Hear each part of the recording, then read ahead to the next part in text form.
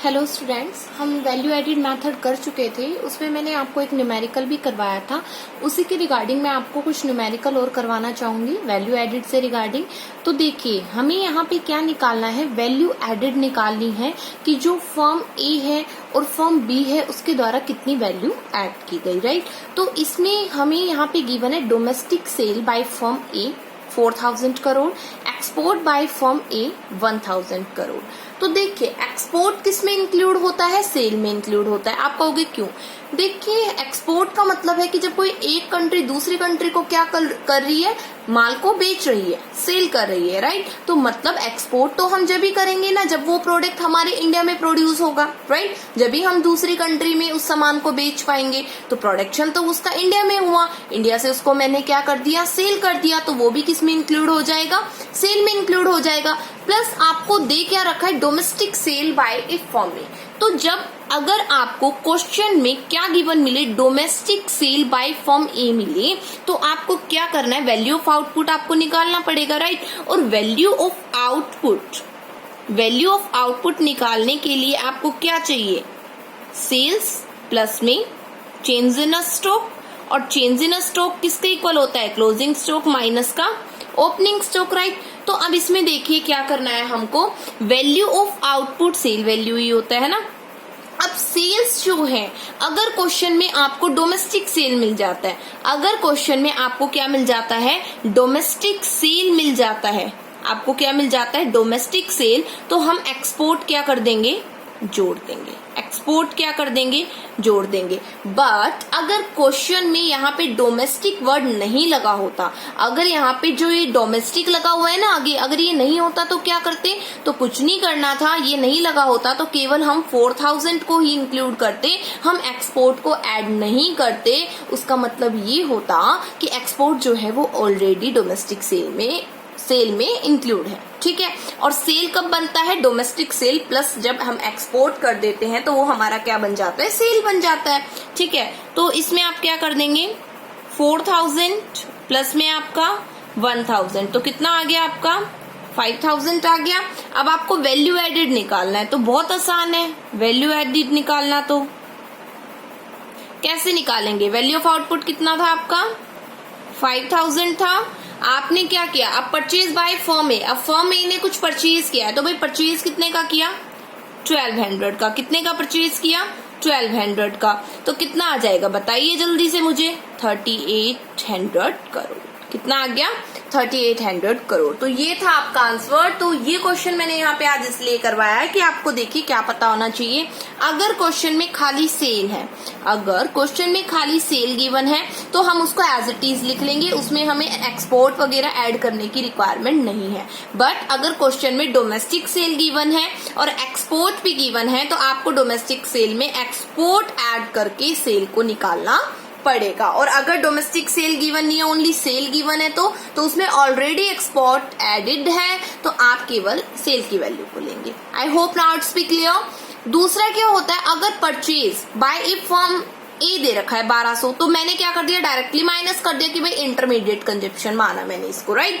But अगर यहाँ पे दे देता डोमेस्टिक परचेज और इम्पोर्ट भी दे देता, ठीक है, तो आप क्या करते, डोमेस्टिक परचेज अगर आपको दे देता, क्या डोमेस्टिक परचेज आपको दे देता, तो आप उसमें क्या कर देते, इंपोर्ट को ऐड कर देते बच्चों। और इंपोर्ट को जब ऐड कर देते तो वो आपका परचेज बन जाता, टोटल परचेज बन जाता, ठीक है। या फिर you can say intermediate consumption expenditure आपका आ जाता। तो ये तो था कि कैसे वैल्यू ऐड निकालते। तो I hope now it's be clear, ठीक है। उसके बाद क्वेश्चन आता है, एक और करवाऊंगी मैं आपको, कि calculate the value added by factor cost. हमें क्या करना है, वैल्यू ऐड निकालना है फैक्टर कॉस्ट के थ्रू।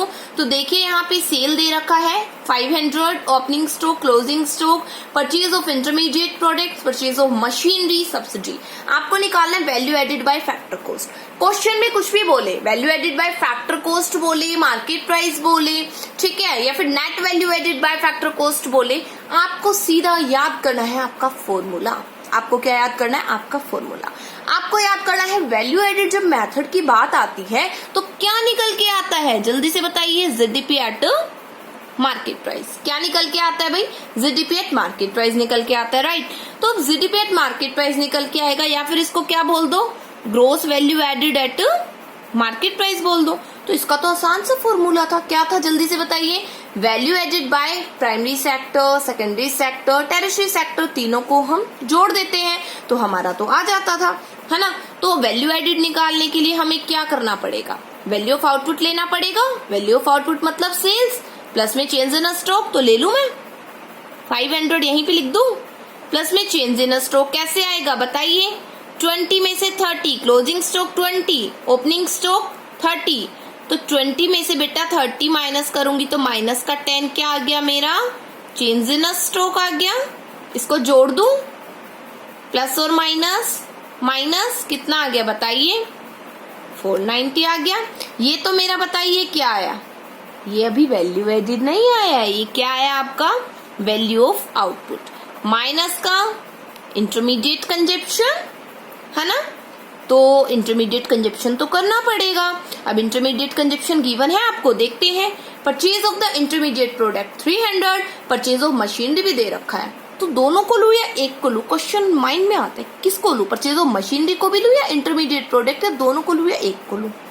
तो वही क्या करना है, याद रखना हमेशा, परचेज ऑफ इंटरमीडिएट प्रोडक्ट लेना है, और वो कितना है? 300, ठीक है। इसका ये आ गया था 490, माइनस का कर दीजिए 300, तो बच्चों कितना आ जाएगा आपका? 190। कितना आ गया वैल्यू एडेड? 190 आ गया। इतना तो समझ आ गया, बिल्कुल समझ आ गया। बट अब आप कहोगे कि मैम परचेज ऑफ मशीनरी क्यों नहीं लिया?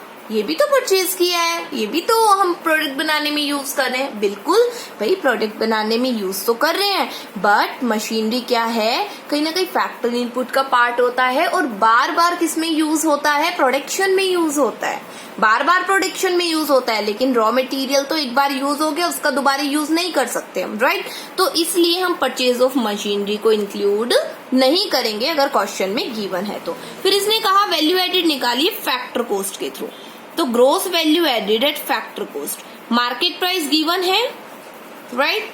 मार्केट प्राइस देखिए गिवन है, gross value added at market price given है आपका, है ना। अभी ये तो सेम है, मार्केट प्राइस से किस पे जाना है? फैक्टर कॉस्ट पे। तो क्या करेंगे जल्दी से बताइए? नेट इनडायरेक्ट टैक्स को घटा देंगे, बट इसमें तो सब्सिडी गिवन है, नेट इनडायरेक्ट टैक्स तो गिवन नहीं है। तो मैंने आपको बताया था कि अगर दोनों में से एक चीज गिवन हो, सब्सिडी गिवन है और मार्केट प्राइस से किस पे जाना है? फैक्टर कॉस्ट पे, तो कुछ भी मत सोचो, सब्सिडी को क्या कर दो बेटा? जोड़ दो। क्या कर दो? जोड़ दीजिए। तो 190 में क्या कर देंगे हम? 40 को ऐड कर देंगे, तो कितना आ जाएगा? 230 इज माई आंसर। 230 मेरा क्या हो जाएगा? आंसर। तो ये था वैल्यू एडेड मेथड की रिगार्डिंग कैसे क्वेश्चन निकालते हैं, जो इसमें मैंने आपको बताया डोमेस्टिक सेल प्लस एक्सपोर्ट का कॉन्सेप्ट बताना चाहा मैंने आपको, और एक परचेज ऑफ मशीनरी और परचेज ऑफ इंटरमीडिएट प्रोडक्ट का कॉन्सेप्ट इन एग्जांपल्स के थ्रू समझाना चाहा। तो ये था आपका वैल्यू एडेड मेथड जो खत्म हो चुका है। अब हम स्टार्ट करते हैं इनकम मेथड। कौन सा मेथड स्टार्ट करेंगे? Income method. तो देखिए इनकम मेथड होता क्या है? इनकम लाइक की दो टाइप के सेक्टर होते हैं, हाउस होल्ड सेक्टर और कौन सा? Production sector, right. Household sector are the owner of the factor of production, factor service दे रहा है, उसके बदले में जो प्रोडक्शन सेक्टर है वो क्या कर रहा है? इनकम जनरेट कर रहा है, और जनरेट करके किसको दे रहा है? हाउस होल्ड सेक्टर को as a way of the factor payment. तो वो हाउस होल्ड सेक्टर के लिए क्या हो गई? Factor income. तो फैक्टर इनकम जो नॉर्मल रेजिडेंट ने कमाई हो वो किसका पार्ट होती है भाई? नेशनल इनकम का पार्ट होती है। तो ये इनकम मेथड से रिलेटेड है। जैसे हमने 3 फेजेस पढ़े थे, production phase, distribution phase, disposition phase, ठीक है। तो प्रोडक्शन फेज तो वैल्यू एडेड से रिलेटेड था। अब बात आती है डिस्ट्रीब्यूशन फेज की। किसकी बात आती है? डिस्ट्रीब्यूशन फेज की, जिसमें किससे रिलेट है? वो इनकम मेथड से रिलेट है कि जो फैक्टर इनकम होती है उसको कैसे जनरेट करवाया जाता है, फैक्टर पेमेंट कैसे की जाती है, राइट। और कैसे वो नेशनल इनकम में इंक्लूड होता है, ये चीज हम जानेंगे। तो देखिए आइए इनकम मेथड के मीनिंग पे। It is also called the distributed share method और फैक्टर पेमेंट मेथड। इसको हम डिस्ट्रीब्यूटेड शेयर मेथड और फैक्टर पेमेंट मेथड भी बोलते हैं। By using this method national income is estimated in terms of the factor payment, compensation of employees, rent, interest and profit to the owner household of factor of production during an accounting year. It means that कि इसको हम distributed share method भी बोलते हैं और factor payment method भी बोलते हैं। इसमें क्या होता है कि नेशनल इनकम को इस मेथड के थ्रू एस्टिमेट किया जाता है फैक्टर जो पेमेंट की है उन सभी का टोटल करके। ठीक है, जो हाउस होल्ड जो सेक्टर है, जो ओनर होते हैं फैक्टर ऑफ प्रोडक्शन के हाउस होल्ड, उनको क्या मिलती है? फैक्टर इनकम मिलती है, क्योंकि वो फैक्टर सर्विस प्रोवाइड कराते हैं। तो उसके बदले में जो इनकम मिली है उस इनकम के जोड़ से हम नेशनल इनकम को काउंट करते हैं एक साल में।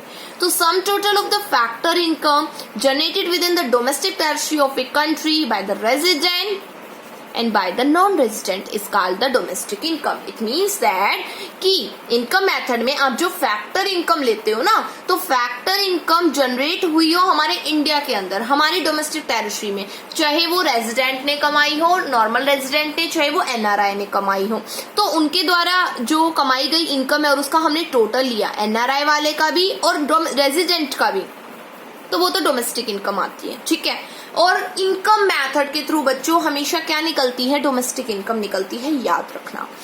लेकिन हमें निकालना है नेशनल इनकम, तो कुछ नहीं करना, डोमेस्टिक इनकम को क्या करना है? नेशनल इनकम में क्या कर देना है? ट्रांसफर कर देना है। और कैसे कर देंगे? नेशनल इनकम में हम क्या ऐड कर देंगे? Net factor income from abroad add कर देंगे। किस में ऐड करेंगे? नेशनल में नहीं, डोमेस्टिक इनकम में। क्यों करेंगे? इसको फाइंड आउट करने के लिए। इसको फाइंड आउट करने के लिए हम क्या करेंगे? डोमेस्टिक इनकम में net factor income from abroad add कर देंगे। और याद रखना, calculation of national income by income method, ये तो मीनिंग था कि भाई क्या डिस्ट्रीब्यूशन होता है, कौन किस पे डिपेंड होता है, कैसे इनकम को डिस्ट्रीब्यूट किया जाता है, फैक्टर इनकम कैसे जनरेट करवाई जाती है। बट यहाँ पे ना आप पढ़ोगे क्या कि नेशनल इनकम को कैसे काउंट किया जाता है, किसके through? Factor income, income method के थ्रू। तो देखिए, डोमेस्टिक जो इनकम है, मतलब कि जब इनकम मेथड की बात आए ना, तो आपको ध्यान में आना चाहिए कि इनकम मेथड के थ्रू हमेशा क्या निकलेगा? NDP at a factor cost, net domestic product at factor cost निकलेगा। मतलब डोमेस्टिक बात आ जाए मतलब डोमेस्टिक इनकम निकलेगी, डी वर्ड बीच में आ जाए मतलब क्या निकलेगी? डोमेस्टिक इनकम निकलेगी। तो याद रखना, इनकम मेथड के थ्रू हमें हमेशा क्या निकल के आता है? NDP at a factor cost निकल के आता है, net domestic product at factor cost निकल के आता है। इतनी बात आ गई समझ में? फिर अगर बोल दे क्वेश्चन में कि इनकम मेथड के थ्रू नेशनल इनकम निकालिए, तो कोई दिक्कत वाली बात नहीं है बच्चों। इनकम मेथड के थ्रू नेशनल इनकम आसानी से निकलेगा। बस करना क्या है, सबसे पहले क्वेश्चन आता है ये तो माइंड में आना चाहिए आपकी, भाई इनकम मेथड के थ्रू निकल के क्या आता है? डोमेस्टिक इनकम निकल के आता है। एनडीपी एट फैक्टर कॉस्ट वो निकालो, उसके बाद उसको किस में ट्रांसफर कर दो? नेशनल इनकम में। और आपको पता है नेशनल इनकम तो किस पे बेस्ड होती है भाई? एनएनपी एट फैक्टर कॉस्ट पे बेस्ड होती है ना। तो उसको आप कर दो, डोमेस्टिक से नेशन पे जाने के लिए क्या करेंगे? एनएफआईए को ऐड कर देंगे और क्या करेंगे, राइट? तो सबसे पहले क्या निकालना है हमें? Domestic income, net domestic product at factor cost हमें निकालना है। तो देखिए, net domestic product at factor cost, सबसे पहले तो इसका फॉर्मूला आता है जो हमें समझना है, ठीक है? और फॉर्मूले में क्या है देखिए, net domestic product at factor cost, compensation of employees plus में ऑपरेटिंग सरप्लस प्लस में आपका आ जाता है मिक्स्ड इनकम। तीन चीजों का जोड़, compensation of employees, operating surplus, mixed income. अभी ना वन बाय वन पढ़ेंगे। कंपनसेशन ऑफ एम्प्लॉयज क्या है, ऑपरेटिंग सरप्लस क्या है, मिक्स्ड इनकम क्या है।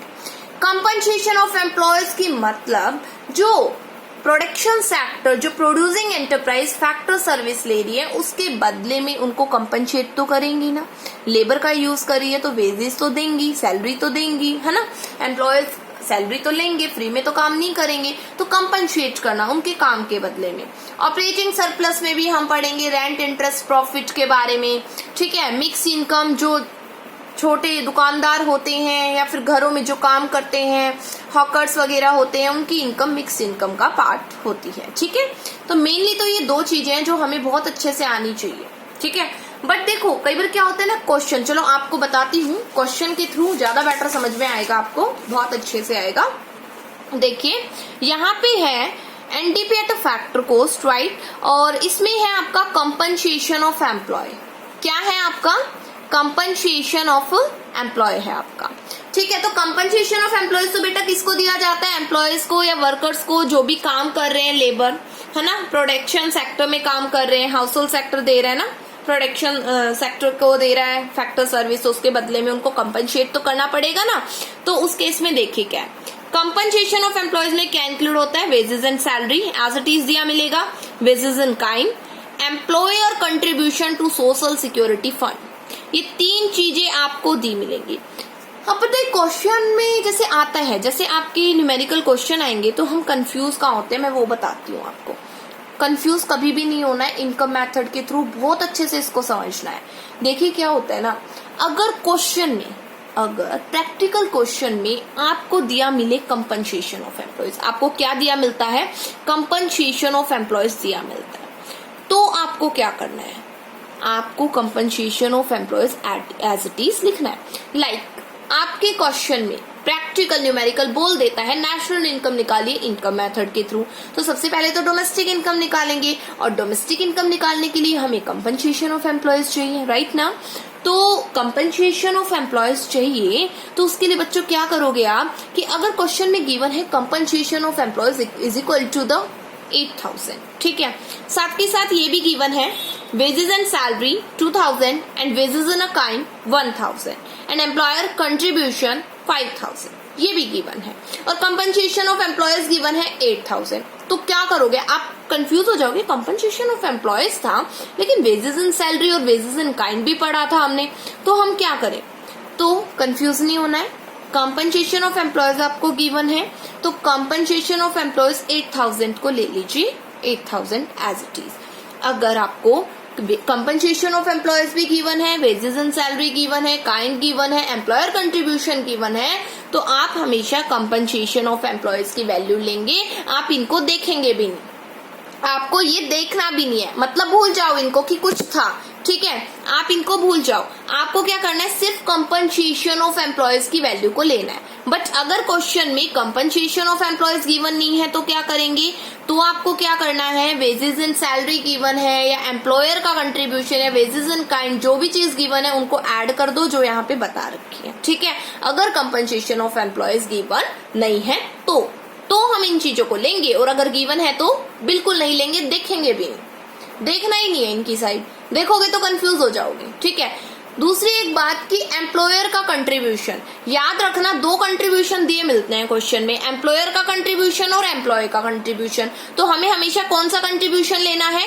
एम्प्लॉयर का कंट्रीब्यूशन। कौन सा कंट्रीब्यूशन लेना है? हमें एम्प्लॉयर का कंट्रीब्यूशन लेना है। याद रखना एम्प्लॉय कंट्रीब्यूशन कभी भी नहीं लेंगे, एम्प्लॉयर का कंट्रीब्यूशन लेंगे, ठीक है। ये बात हुई क्लियर।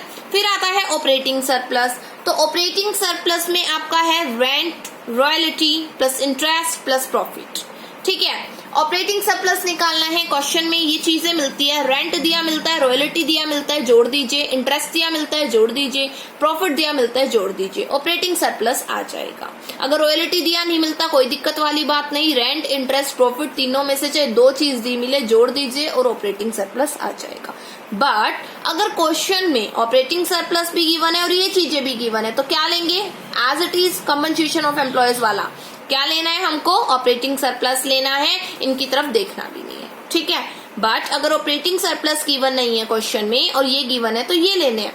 बट अगर प्रॉफिट भी गिवन नहीं है और प्रॉफिट के सब पार्ट्स गिवन है, लाइक कॉर्पोरेट चेक्स गिवन है, डिविडेंड गिवन है, कॉर्पोरेट सेविंग गिवन है, तो क्या लेंगे? तो प्रॉफिट अगर गिवन है तो प्रॉफिट ले लीजिए, अगर प्रॉफिट गिवन नहीं है तो इनमें से जो चीजें भी गिवन है, चाहे तीनों गिवन है तो तीनों ही लेनी है, 2 गिवन है तो 2 चीज ले लेंगे, राइट। बट अगर प्रॉफिट भी गिवन है और ये चीजें भी गिवन है तो क्या करेंगे? तो भाई प्रॉफिट लेंगे, सिंपल सी बात है, ये चीजें देखेंगे भी नहीं, ठीक है। तो ये था आपका mixed income for self employed, as it is दिया मिलेगा, कोई दिक्कत वाली बात नहीं है, सीधा उठा के लिख दो और जोड़ दो, ठीक है। फिर अगर कहता है कि इनकम मेथड के थ्रू क्या निकालिए? नेशनल इनकम निकालिए, तो एनएनपी एट फैक्टर कॉस्ट पे बेस्ड है नेशनल इनकम, है ना। किस पे बेस्ड है? एनएनपी एट फैक्टर कॉस्ट पे क्या बेस्ड है आपका? National income. तो ठीक है, बट इनकम मेथड के थ्रू तो एनडीपी एट फैक्टर कॉस्ट निकला, मतलब डोमेस्टिक इनकम, तो डोमेस्टिक से नेशन पे जाने के लिए क्या कर देंगे? एनएफआईए को ऐड ऐड कर देंगे net factory income from abroad को बच्चों ऐड कर देंगे। ठीक है, ये तो था। फिर थोड़ा सा कंपनसेशन ऑफ एम्प्लॉयज में और अच्छे से बताती हूँ आपको कि कंपनसेशन ऑफ एम्प्लॉयज में आता है वेजेस इन कैश या फिर सैलरी। ठीक है, तो देखो सैलरी कैसे बनती है, बेसिक पे plus dearness allowance plus bonus plus HRA। ठीक है, इन सभी चीजों को जोड़ के वेजेस इन कैश आ जाता है। अगर क्वेश्चन में कंपनसेशन ऑफ एम्प्लॉयज भी गिवन नहीं है और वेजेस एंड सैलरी भी गिवन नहीं है और आपको ये गिवन है, बेसिक पे गिवन है, डियरनेस अलाउंस गिवन है, बोनस गिवन है ना, HRA house rent allowance given है, तो क्या करेंगे बेटा, इन चीजों को जोड़ देंगे तो वेजेस इन कैश आपका आ जाएगा। बट इतना ज्यादा डीप में क्वेश्चन नहीं आता है, इतना ज्यादा डीप में नहीं आता है क्वेश्चन। ठीक है, कि आपको कुछ ही ना दिया मिले। ठीक है, कंपनसेशन ऑफ एम्प्लॉयज दिया मिलेगा, या तो अगर ये नहीं दिया मिलेगा आपको तो आपको वेजेस एंड सैलरी जरूर दी मिलेगी, उसके डीप में नहीं आता। बट फिर भी हमें पता होना चाहिए कि वेजेस एंड कैश में क्या आता है, कि भाई कोई भी पर्सन एम्प्लॉय एज ए काम करता है तो उसको बेसिक भी मिलती है, फिर डियरनेस अलाउंस मिलता है उसको, डीए क्या होता है, महंगाई भत्ता होता है, इन्फ्लेशन के अकॉर्डिंग बढ़ता है। ठीक है, प्लस बोनस वगैरह भी देते हैं, हाउस रेंट अलाउंस भी मिलता है, तो वो सैलरी का ही पार्ट होता है।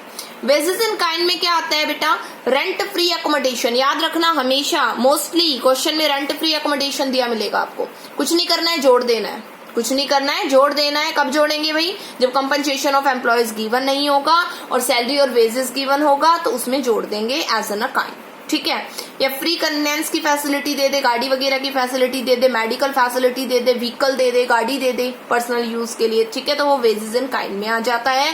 घर की फैसिलिटी, रेंट फ्री एकोमोडेशन। ठीक है, तो ये था आपका। फिर बच्चों है आपका एम्प्लॉयर कंट्रीब्यूशन। तो याद रखना, एम्प्लॉयर क्या करता है, कंट्रीब्यूट करता है। किसके लिए कंट्रीब्यूट करता है, अपने एम्प्लॉय के लिए करता है। पीएफ में, प्रोविडेंट फंड में करता है। ग्रेच्युटी, जब कोई पर्सन रिटायर होता है तो रिटायरमेंट के टाइम पे जो उसको पैसा मिलता है वो ग्रेच्युटी फंड होता है। ठीक है, तो उसके लिए जमा किया जाता है जीपीएफ में।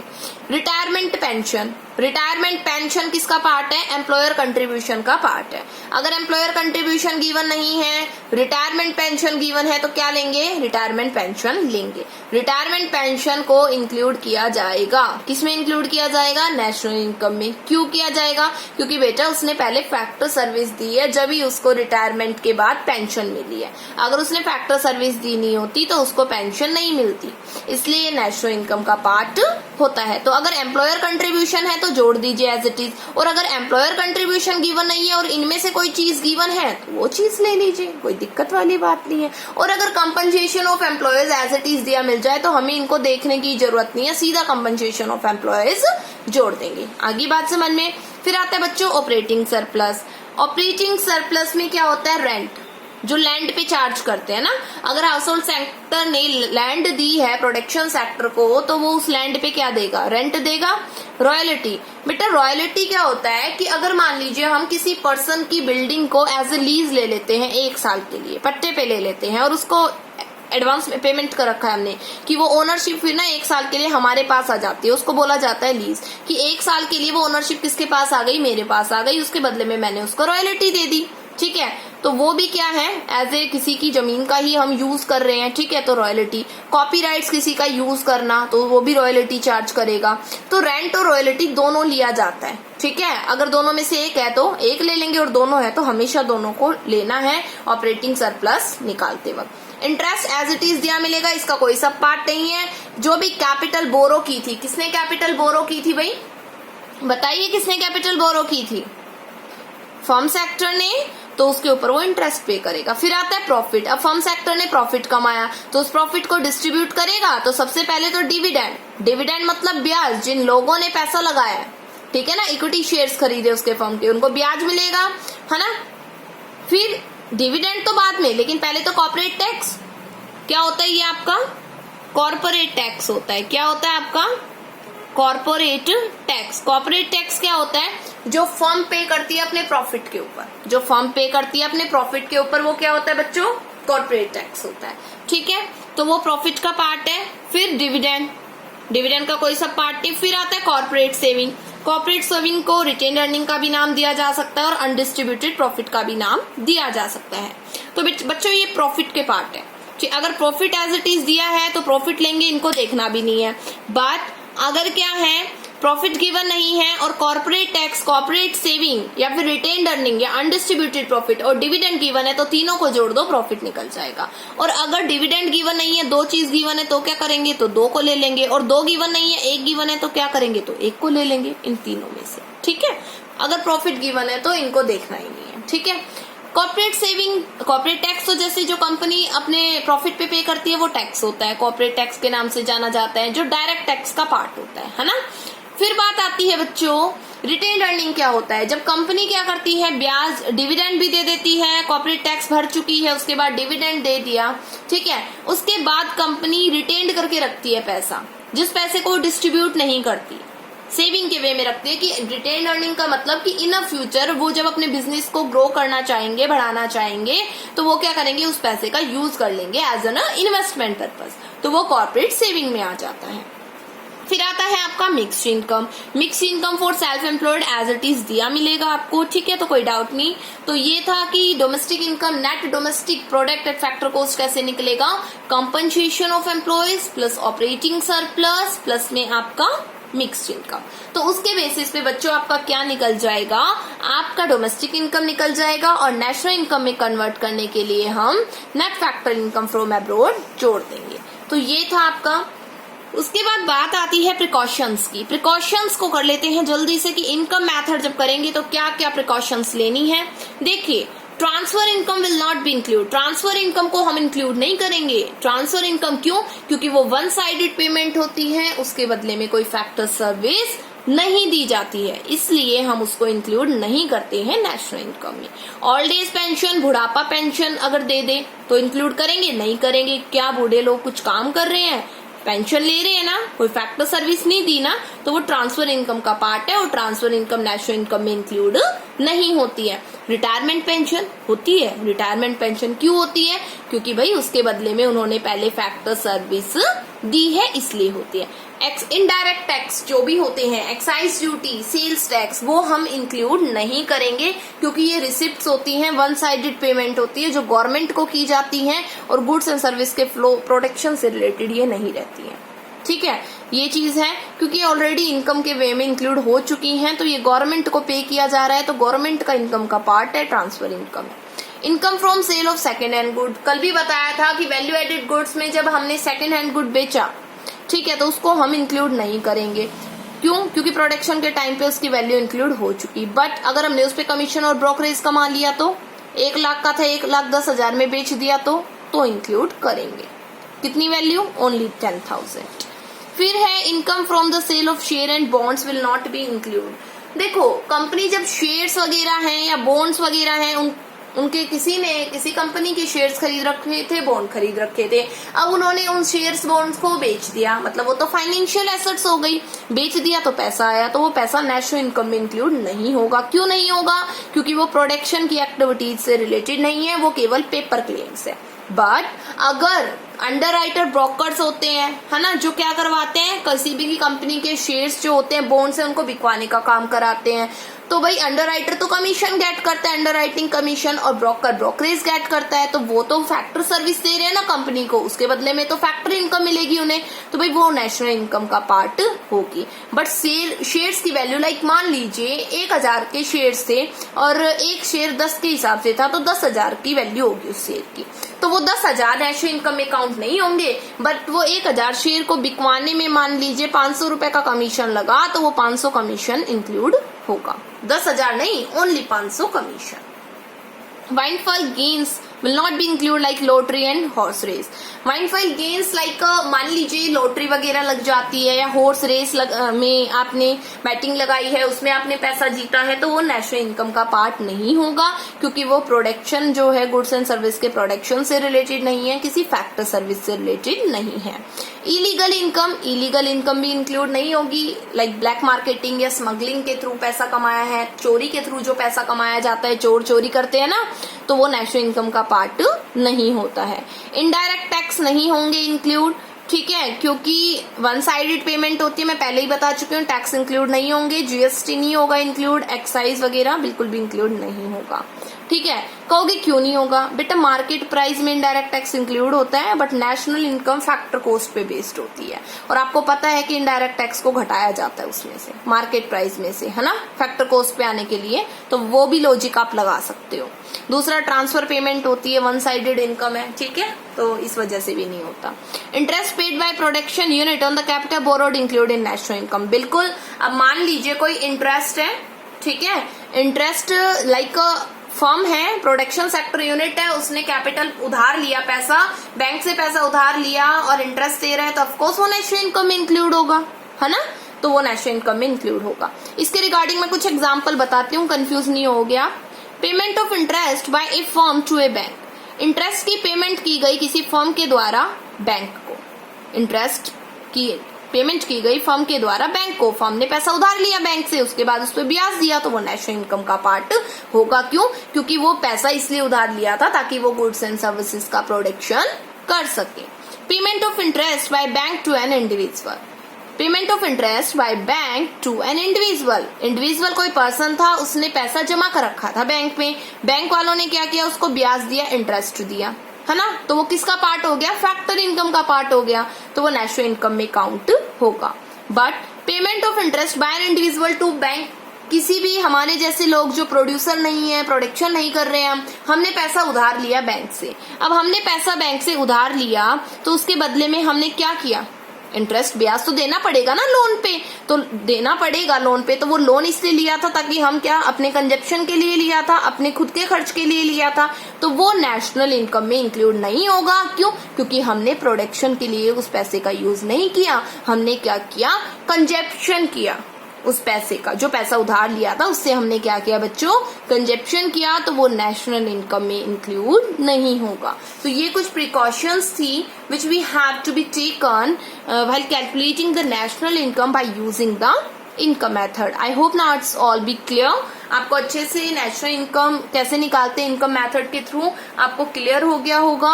और अगर समझ में नहीं आया है तो आपका जो भी डाउट है आप कमेंट में भी डाल सकते हो, ठीक है, आप मुझसे पूछ सकते हो आपका जो भी डाउट हो, ठीक है। इसको अच्छे से कीजिए, याद करने के बाद इसको रफ नोटबुक में लिख के देखिए।